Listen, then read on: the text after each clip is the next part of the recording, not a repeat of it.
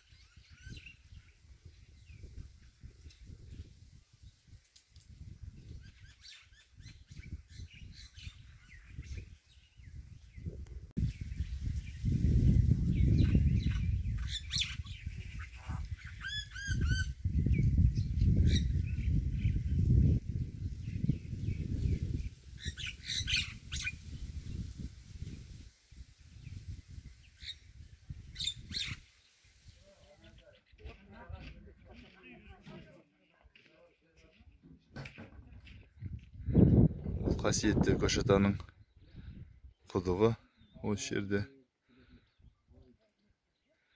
Құдығы 20-30 метр жерде астында үлкен үңгір бар екен. Үңгірдің астында өзен сарқырап ағып жатыр дейді. Шелектер толған кезде альпинистерді түсіріп әлгі шелектерді жинатады екен. Келген зиярат етіп келген адамдар ниеттеніп шелек тастайды. Кейбіреуіне су шығады, кейбіреуіне су шықпайды. Енді су шықса жақсы, су шықпаса тағы келуге себеп болады деп жақсылыққа жорайды екен.